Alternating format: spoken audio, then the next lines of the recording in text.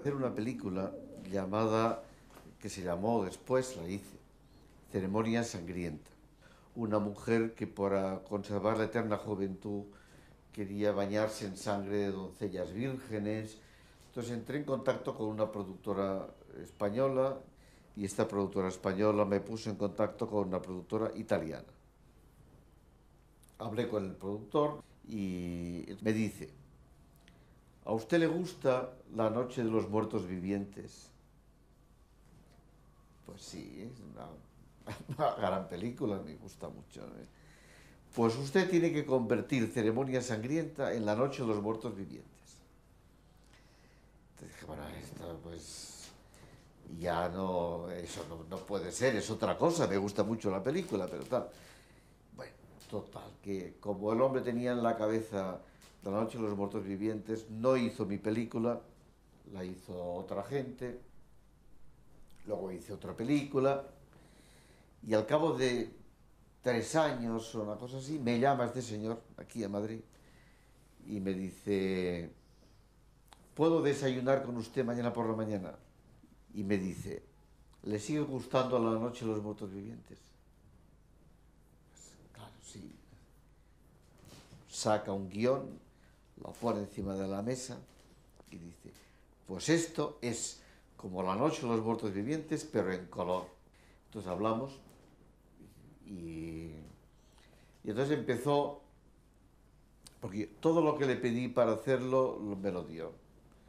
Tiempo para estudiar, para rectificar cosas, porque yo como tengo un concepto más realista del cine, pues por ejemplo, la máquina que causa todo el desastre, una máquina que mata microbios y que lo hace con ultrasonidos, pues en el guión aparecía como una máquina fantástica, ¿no? Entonces yo lo convertí en una máquina agrícola, o sea, una máquina de esas que se pueden ver en cualquier campo, ¿no? Vas por un sitio.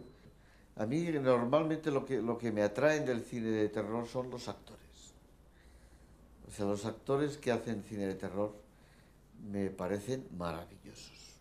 A veces muy por encima de las películas. Primero, yo creo que Fernando es un gran actor. Entonces, pero el físico de Fernando siempre me ha parecido inquietante. Tiene algo en la boca como desencajado.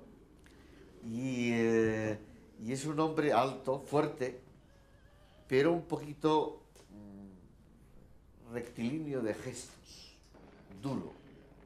Entonces, cuando tuve que elegir un actor para hacer el primer zombie que sale, pues me acordé de Fernando. You bloody idiot!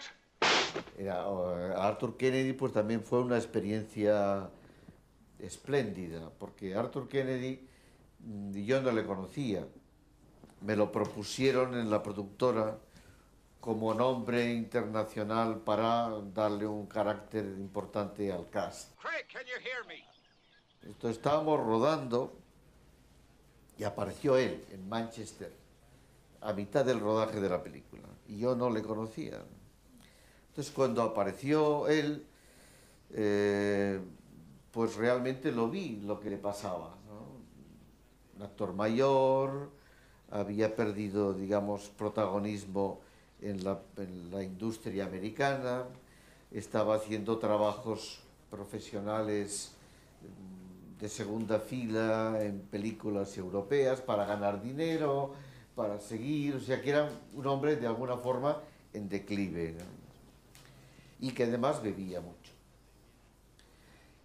Entonces yo lo que hice fue tratar de coger el personaje y incorporarle características suyas personales, ¿no? Entonces, pues yo me acuerdo el primer día que hablé con él, bueno, primer día, al día siguiente de llegar, y le dije: mire usted, vamos a hacer este actor, este personaje, este policía, como un hombre que ha podido ser incluso ministro del Interior, pero debido a circunstancias se ha quedado a medio camino y entonces en su actuación pues hay no solo el trabajo profesional, sino un cierto sentido de la venganza hacia los demás, hacia la sociedad, ¿no? Entonces él se ceba en los delincuentes porque son la sociedad para él. You're all the same, the lot of you, with your long hair and faggot clothes. Drugs, sex, every sort of filth. Yo aproveché un cierto resentimiento que creí adivinar en él, como ya te he contado, ¿no? Para darle una profundidad humana al personaje.